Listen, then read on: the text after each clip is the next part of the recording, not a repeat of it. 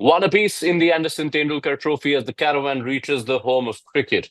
Lords and England have made one change, but it is quite the change. Jofra Archer is back in Test cricket after more than 4 years. Steve Harmison joins us on ESPN Cricinfo Matchday to set things up. Steve, thank you for your time. Always a pleasure. Before we get into the nitty-gritties and what it will mean to the combination, I want you to highlight the significance of this moment in the career and the story of Jofra Archer. I think it's obviously it's massive news. Unfortunately for Jofra, he brings all these headlines on himself because he's that good. And the beauty about this, I'm just pleased to see the individual back. Forget the team for a second. I'm not that bothered about the team at this moment in time. That'll sort itself out when the Test match starts. But from where he's come to the injury setbacks that he's had, how many times he's had to work hard, how many times he's been written off, how many times he's been accused of not wanting to play Test match cricket, which I think is a little bit disrespectful to the boy. To get him in a position to walk out at Lord's on Thursday morning I think it's brilliant. I've questioned the medical team. I really have. I'll be brutally honest. I've questioned the medical team on how he's been looked after, because I've said this many times. I mean, Jurgen Klopp, Liverpool manager, would never have gone 4 years without Mo Salah. Pep Guardiola the same without Kevin De Bruyne. So, but as an individual, Jofra, for me, the times I've been in company, which is not many, I get the sense he's always wanted to play Test cricket. He wants to be the best version of himself, and fingers crossed for the boy.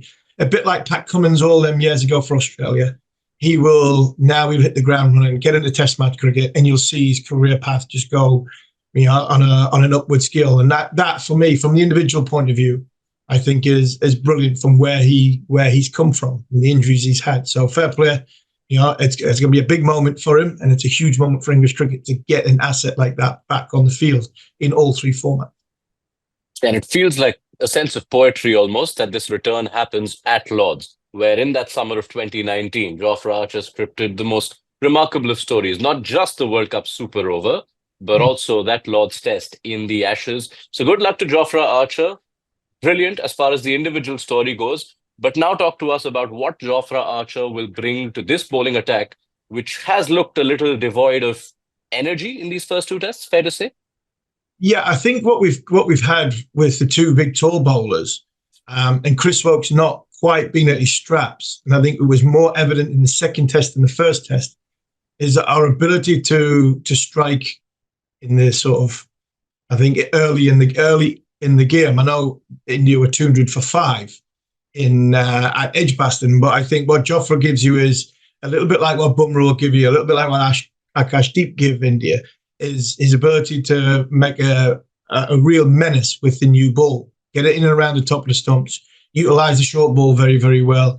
I think he's a new ball bowler, where I don't think Carse is a new ball bowler, and I don't think Tongue is a new ball bowler. I'd argue that Ben Stokes probably could have taken the new ball in that last Test match. So he gives you that at the start. He gives you, some pace. He also gives you aggression. I mean, he's got a very, very, very good short ball, which is, and we talk about that Lord's Test match in 2019. Steve Smith was the bearer of a nasty blow on the head. So he gives you that. And I think what also he gives you an aura of that, a bit like when Jasprit plays.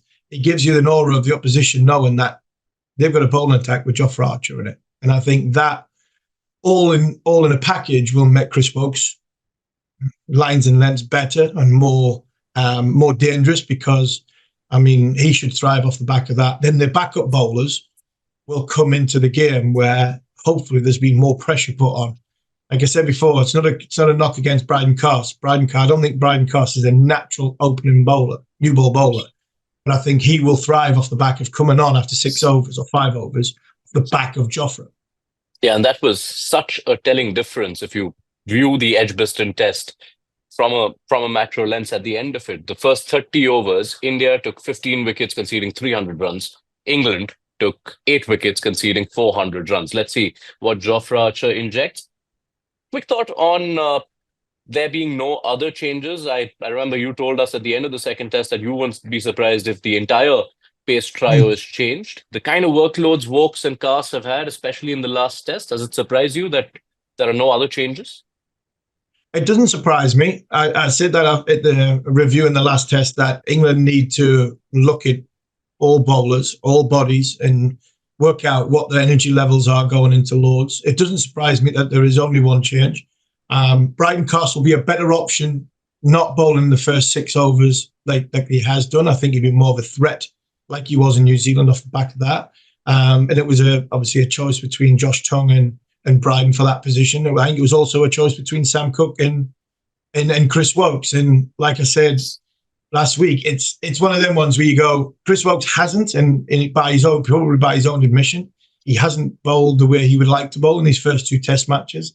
Last summer, he got better as the test series went on. And I would find a way of trying to convince myself that he might need a break. And then I'd pick his experience, pick his ability to balance the side out with the bat, and also pick, hopefully, the Chris Wokes that does average 12 or 13 at Lords, rather than the Chris Wokes who's had a little bit of a slow start. So because of that, I think Ben Stokes has gone right. He had 1-0 in the series. This was our best team to start the series. We need to just freshen it up a little bit. And we'll go with Archer over Tongue, and then we'll continue with backing the people that we think can take 20 wickets to win a test match. Yeah, and Indian fans will remember all too well what Chris Wokes did the last time he played a test against them at Lords. Took a couple of wickets in both the innings, but also scored an unbeaten 137, which was greater than India's totals in each of their innings in what was quite a forgettable encounter for India back then.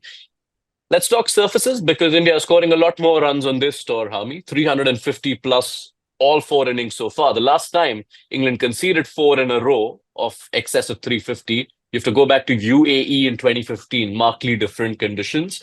What do you expect the Lord's surface to offer? Well, Ben's asked for a bit of pace and bounce, I think, from all groundsmen. The groundsman at Edgbaston, he mustn't have been listening when that directive came out. And look, that pitch at Edgbaston is, like I said afterwards, that's England's kryptonite. They can't bat on it, they can't bowl on it. You know, that's what they should be able to do because they're international cricketers. So I'm not defending them. That's not a me sort of sitting here from an English point of view and saying, right, England lost because that pitch was too slow. Both teams had the same surface, and India played the best on it. This one, I would imagine, will have a little bit more carry. It looks as though it's got some green grass on it, but that will disappear. You know, come first thing on Thursday morning. It looks as though it's a little bit off centre, so it might not be the traditional test pitch that England always play on. So I'm just looking from afar. Hopefully, because we're going to have looks 5 days of good sunshine, the pitch should be a good batting surface. England don't want pace and bounce, and they don't want lateral movement because they think they're going to challenge India on that. It's more from their batting point of view. England need the ball coming onto the bat. England don't want a pitch like an old traditional England pitch, which is going to seam sideways and 200 players, 200, and the little English seamers. England want just a little bit more pace for the batting unit to thrive, and trying to take India on that sort of surface. But hey, look, I think India thrive on them surfaces. We've seen in Australia, India are batted really well on them. A pitch like Headingley would be, I think if we played 5 test matches on a pitch like Headingley, we get a very, very good series. So from that point of view, that's all England are asking for. And the slope will always come into play, from a bowling point of view. And that is always the challenge, especially for overseas batters who haven't played at Lords before. The slope is a big, massive contributing factor. Why don't you take us into that? Because we're expecting in the next few days, however long this test lasts, famous Lord's slope will be the most commonly used term on the broadcast. So how does it influence play? How will it impact both the batting and the bowling? And who are the kind of bowlers among these two groups who are likeliest to make the most of that slope? Well, the slope goes across the ground.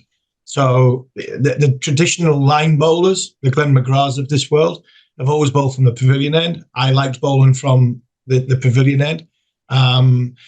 It is a difficult one because as a bowler, sometimes you feel as though bowling from the nursery ground end, especially if you're trying to shape the ball, you can get lost a little bit because you can push it back up the hill thinking it's going to come down the hill. It doesn't. And then all of a sudden you get clipped through the leg side. It's very quick square the ground to score from. So somebody like Akashdeep in this game, an Akashdeep and a Jofra Archer, possibly Jasper Bumrah, would bowl from the pavilion end and look to bowl the ball, a little bit wider than off stump, knowing that it's going to come onto off stump because utilising the slope. As you're watching out from the pavilion end, slope goes obviously across the ground from left to right. So that's the sort of bowler I would imagine will bowl from that end. Mohammad Siraj it'll be interesting to see how he goes because he struggled running up the hill at Headingley. You're not running up the hill from the nursery ground end, but you do lose your left side quite quickly if you don't hold it right, because obviously it's your landing area is going down the slope. So that's something that the bowlers will have to work on in practice and getting it right. Monty Morkel's with him. He knows exactly what Lords is all about. So these are they're the little complexities you have as a batter. It's very, very, it's very different to batting on a normal, wicket at Headingley or at the Oval, because at one end you're falling over with your head's going over towards off stump, which means you could then, your LBW candidate is huge, or you could bring your bat inside the ball and go across it and bring slip into play. So all these little things, and then the same at the other end, you could be leaning back at the nursery ground end when you're batting. You could be more weight on your heels, and you get a ball outside off stump you think you can hit, and all of a sudden, because your weight's back, you've nicked it straight to slip, and you're wondering how we've done that. So these are the things that go with batting and bowling at Lords, and it's the ones that adapt quickly, which are the ones that's successful. Everybody wants to play at Lords. I'm listening to one or two former players. Kevin Peterson was talking about it just recently. We got rid of the first Test match at Lords to go to Edgbaston in the Ashes because not so much because Australia beat us all the time. Glenn McGrath beat us all the time because he was perfectly suited for it. But the history of everything that goes with Lords, being on the honours board, and the inspiration it gives to opposition players when they first walk through the sort of long room for the first time, that's a lift. So India's going to have that because a lot of the Indian players I don't think have played at Lords in a Test match before. Yeah, 2/3 of the pace attack had a memorable outing the last time India were there, Bumrah and Siraj. But what you say about Bumrah and Akashdeep perhaps being the bowlers who could enjoy success from the pavilion end, does that take us to what could be an important decision? Because we're assuming at the moment that Bumrah, Siraj, Akashdeep are the certain pacers for India. And the talk around in India is that who is displaced as the new ball bowler, given what we've seen from Akashdeep with the new ball? Would that mean Siraj becoming the first change bowler? But if you're saying both of them benefit from bowling from the pavilion end, is that a play India need to consider then? Possibly, but I think it's a bit like the Chris Woakes decision. You'd think about it twice and then still pick him. You'd say about the new ball, you'd think about not giving it to Akashdeep or Jasprit Bumrah, and then you'd give it to them both and say, right, I would, if I was in this argument, I'd be asking Jasprit Bumrah to bowl from a nursery end, because I know Akashdeep is on such a rich vein of form. He's got England where he wants them. I'd give him the end because I know Bumrah can bowl at either end. And then what you have is, from an Akashdeep point of view, his numbers with a new ball, I think you front load him 14, 15 overs at the first 40, 45, and then send him away, forget him until the second new ball.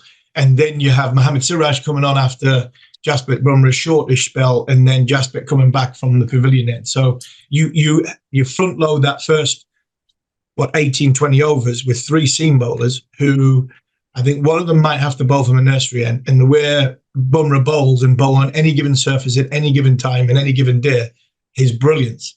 I'd maybe look at the first 4 overs from him to be from the end that he probably doesn't want to bowl at, and keep the sort of the wave of Akashdeep, the pressure that he's put England batters under.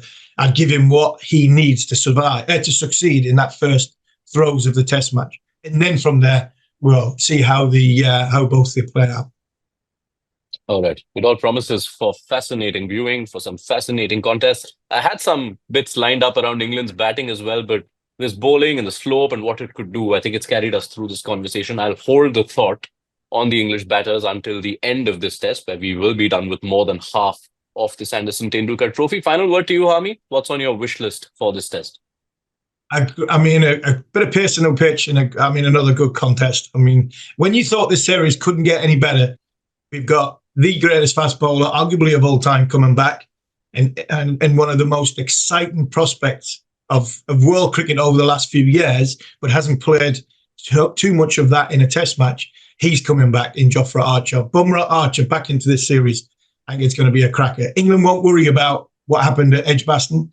England will just see what's in front of them and off they go. So for me, it's going to be another epic game. I think it'll finish in 4 days, and I'm backing my team. All right. You've given us a prediction even without us asking for it. Lovely. Thank you so much, Steve Harmison. We'll look forward to your insights at the end of the game, be it after day 4, day 5, or who knows if it's earlier. Thank you so much, Army. Cheers, Matt.